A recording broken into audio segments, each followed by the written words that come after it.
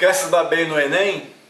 Pois é, eu sou o professor Saulo e vou começar aqui o primeiro ponto, o primeiro tema a ser debatido. Vocês vão estranhar que o tempo que eu vou usar para isso é muito curto e vocês vão entender tudo e vão poder responder qualquer questão do tema que estou abordando. Vamos falar hoje sobre Revolução Industrial. A primeira coisa que é importante perceber é o nome revolução. O que significa uma revolução? Bem, uma revolução, para que seja de fato considerado isso uma revolução, é preciso que se estabeleça uma ruptura de alguma coisa. Você passa de uma situação, não necessariamente de forma brusca, de uma hora para outra, às vezes a revolução é um processo, mas você passa de uma situação qualquer para outra situação. A Revolução Industrial não é difícil entender que seja a ruptura de um modo de produção para um outro modo de produção. E logicamente que quando há essa ruptura, você tem toda uma situação em torno que começa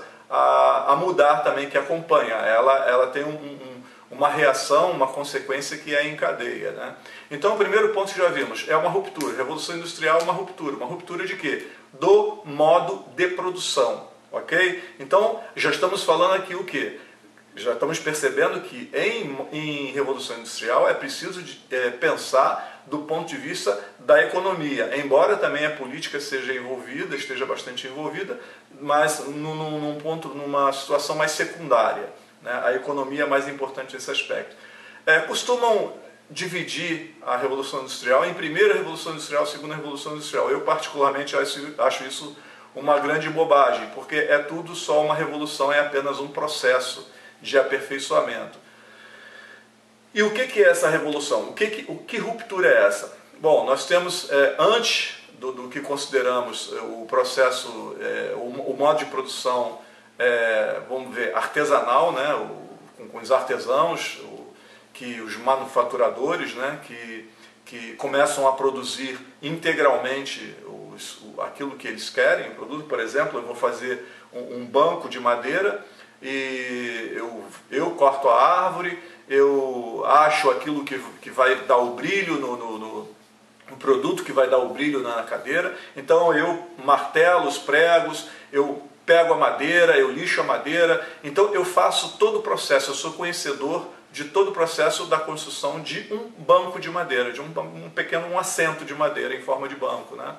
Então eu conheço tudo, eu sou um trabalhador, eu sou um artesão que sabe fazer o banco de madeira integralmente. Eu tanto desde o cortar a árvore, lixar a árvore, preparar, cortar, passar a serra e tudo mais, e depois dar o brilho com um produto qualquer que dê uma envernizada, alguma coisa parecida com o verniz, que já é dos tempos de hoje. Então essa é a forma de produção mais que chama-se de manufatura, né? Ela é mais artesanal.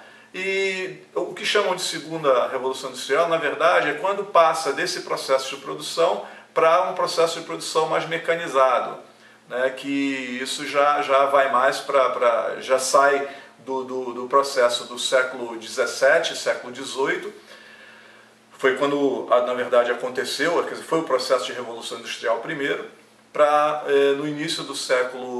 no final do século XIX, início do século XX, a produção mais mecanizada, né? Onde o trabalhador ele não é mais, ele não domina mais a produção na sua integralidade, né? Ele não sabe mais fazer um banco de madeira integral. A madeira já chega para ele cortada, ele vai só prender um dos pés do banco. E o outro vai prender o outro pé do banco, o outro até o quarto pé do banco. E depois o outro vai botar o tampo. O outro vai botar as hastes embaixo para poder dar segurança, para que a pessoa não caia quando sente no banco. O outro vai botar o protetor embaixo para que não arranhe o chão, o assoalho, lá onde o que seja. E o outro vai passar o brilho final para poder terminar o brilho. Então cada um faz uma parte. Se você pegar um desses trabalhadores e perguntar como se faz o banco inteiro, ele obviamente não sabe. Ele sabe apenas aquilo que a tarefa dele na confecção daquele banco. Esse seria o trabalho em série. Eu estou dando o exemplo do banco, mas isso aí aconteceu, na verdade, no surgimento das fábricas no início do século XX, por exemplo, na produção de automóvel, que começou as produções em série, onde cada operário ele fazia uma parte do trabalho. E isso, como consequência, teve a proletarização do trabalhador, que nada mais é do que o trabalho em família, né? O que acontece? O homem ele trabalha nessa época muitas horas por dia, mas chega uma hora que não é mais suficiente, ele tem que também incluir a esposa no processo de produção na fábrica. A mulher também vai para a fábrica trabalhar, ganhando menos do que o marido, e chega uma hora que já não é mais suficiente, então também ele tem que trazer o filho dele para poder trabalhar menos do que ganha o pai, do que ganha a mãe.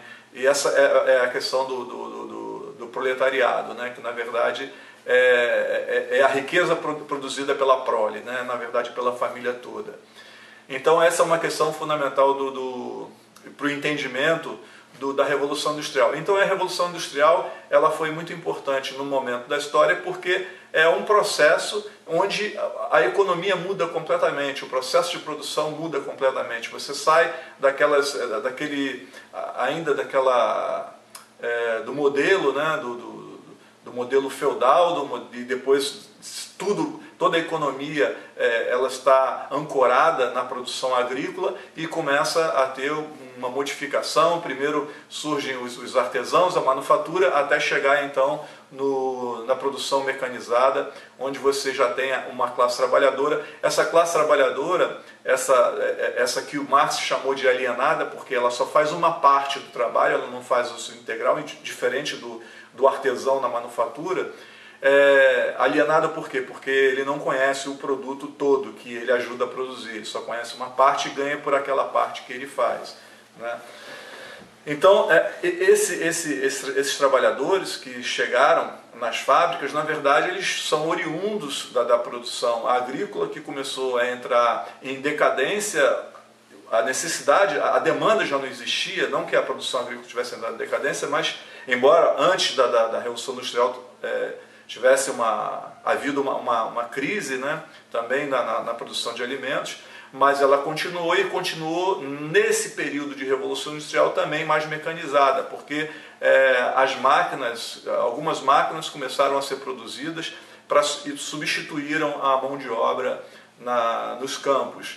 Então esse homem que ficou sem o que fazer, sem trabalhar no campo, ele acabou chegando até a fábrica e aprendendo um ofício desses que foram utilizados, né? Então os trabalhadores, como não tinham outra atividade, eles tiveram que submeter a condições muitas vezes desumanas nesse processo.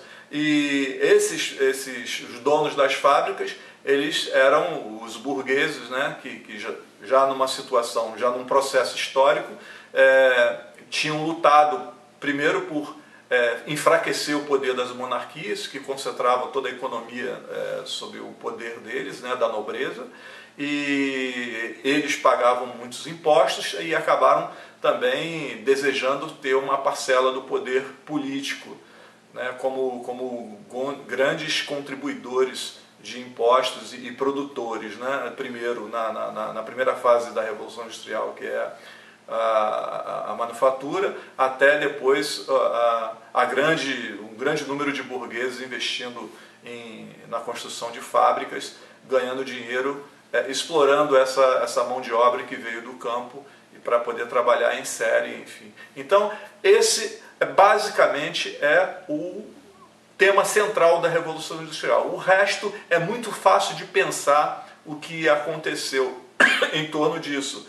Não tem muito mais o que explorar sobre isso. Qualquer coisa que se pergunte além dessa lógica muito fácil de entender, vai se poder responder simplesmente pensando economicamente, politicamente, esse centro, né, de eventos do processo de Revolução Industrial, que começou na Inglaterra pura e simplesmente porque as condições eram muito mais favoráveis. Você tinha uma burguesia preparada para poder investir nesse processo, né, de mecanização, e também a facilidade de matéria-prima na Inglaterra era bastante favorável à transformação de produtos, né, através de um processo mais mecânico em utilitários, em coisas que fizessem parte do consumo do dia a dia da população inglesa e que depois se espalhou pela Europa também, né? Mas logo a Alemanha também entrou no seu processo industrial e inclusive muito rápido tornou-se a maior potência industrial da Europa, e a França também, e assim toda a Europa começou a se mecanizar, né, a ter as suas fábricas e tal, e entrar nesse processo de indústria, né, o modo de produção industrial. Então essa foi a ruptura que deu o nome de Revolução Industrial. É a saída de um processo de uma economia ancorada na atividade agrícola, passando para uma artesanal, que é chamado de manufatura, até uma mecanizada, que é chamado de indústria.